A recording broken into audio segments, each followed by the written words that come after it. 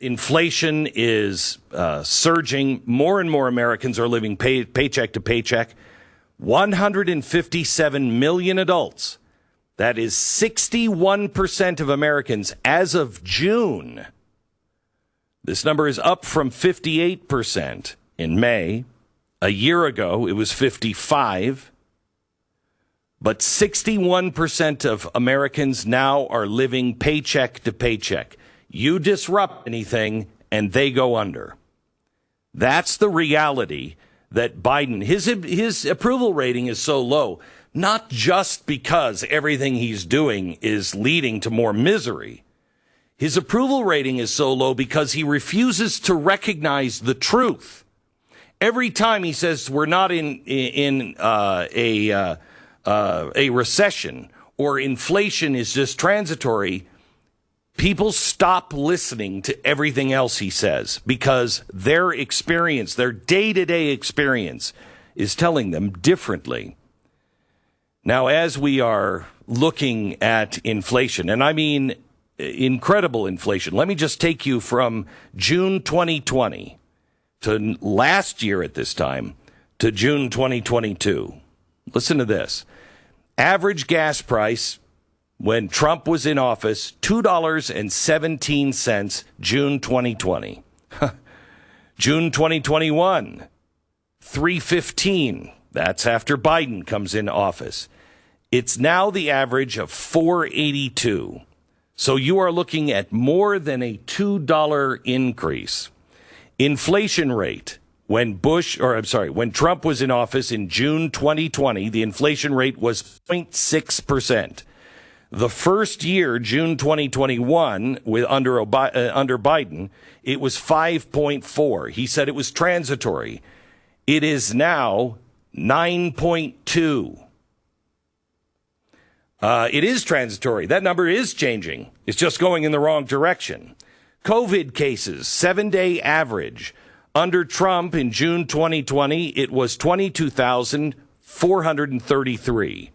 In June 2021, last year, he brought it down to 11,756. Now that we're all vaccinated, in June 2022, the COVID cases 7-day average is 106,757. The death rate has just gone down. Illegal border encounters. Under Trump at June 2020, it was 363,619 coming across our border illegally. In June 2021, just a few months in, that number under Biden went from 363 to 871,453. That number this last June is now 1,478,977. You are 1.1 million more illegals coming in June to June. Total consumer debt. Total consumer debt in 2020, June 2020, it was negative 0.3%. After Biden gets into office, total consumer debt, because remember, you had so much money, you didn't know what to do with it.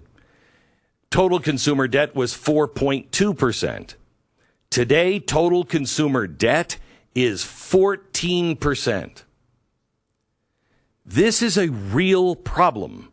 We're going in the wrong direction. This is why the government is buying ammunition. They're trying to take away your guns.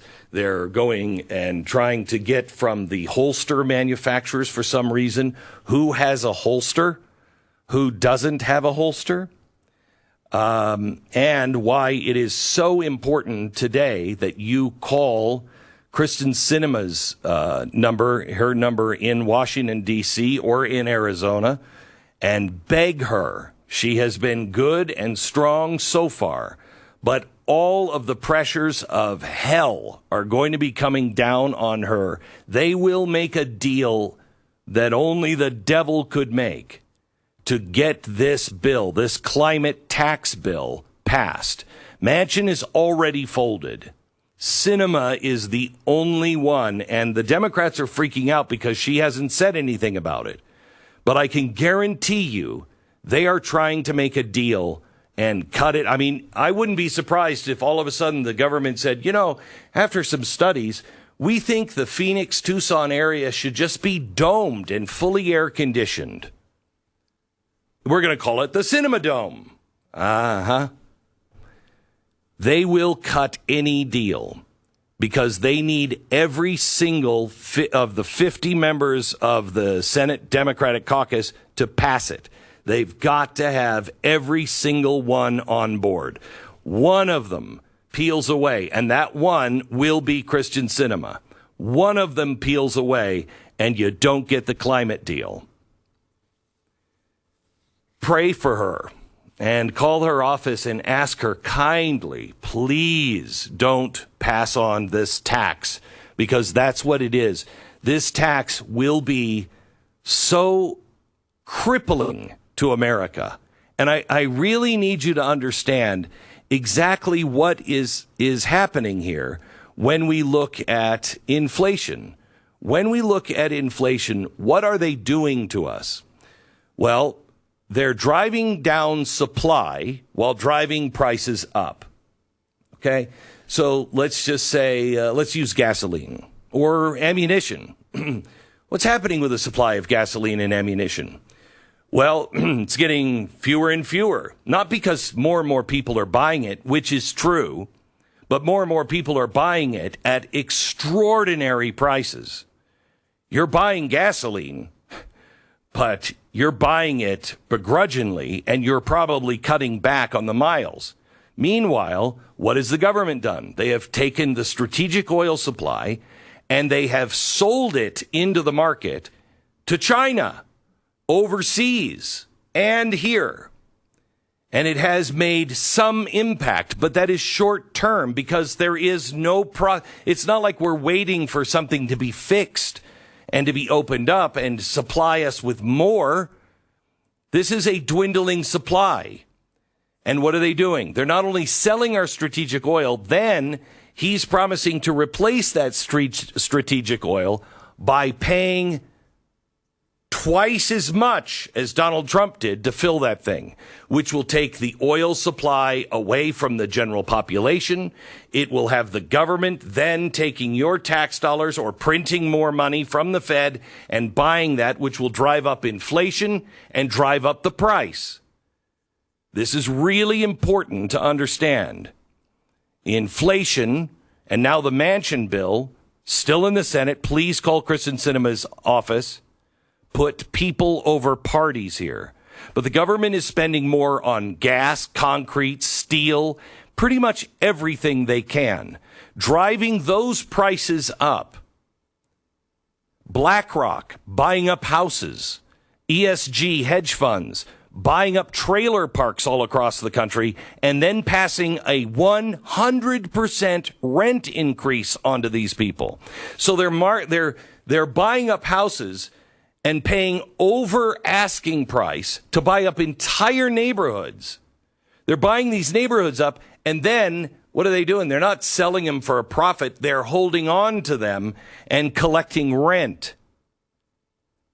This pounds you on the free market side. You can't afford things on the free market side because the public-private partnerships with these ESG funds and these corporations, plus all of the money that the government is spending, they're driving up the price. Then on top of it, they're taxing you, which takes more of your money. And then they have the hidden tax without representation of inflation. So in the end, the public-private partnerships with the government own everything, and you're left with nothing but the hand that you have, that you now have to reach out and ask the government, please, can you help my family? I need a handout. You've followed the rules your whole life. These people are breaking the rules every day, and they're getting away with it. And you're getting the shaft in the end. It is not too late as long as you educate yourself on what's happening and you speak out. The tide is coming in. We thought our boats couldn't float. The Freedom Boat wouldn't float anymore because the tide is out. The tide is coming back in. But right now is when we need everybody in the boat. Because here's what happens. It is said over and over again, hey, the government's not your dad. They're not our parent. Uncle Sam's not really your uncle. Well, that's more true than ever before. They treat us like children and try to make all our decisions. Yes, but what you're missing here is that it's not just that they're taking your right to make your own decisions. They're taking everything you have, so your only option is to come to them or their public-private partnership so you can rent or just live and eat. And I want to remind you what every dad has always said, every mother has always said, and you probably have said now to your children, because it's true. I want you to remember as they treat us like children and put us in the situation where we have to have their care, I want you to remember what was said to you and you have said to your children. As long as you live under my roof, you will live and obey my rules. That's why when the World Economic Forum and all the Build Back Better people tell you it's going to be great and you're not going to own anything, but you'll be happy. No, I will not. Because as long as I don't own it, then I live under somebody else's roof. My entire life will be under someone else's roof, and I have no intention of obeying those rules.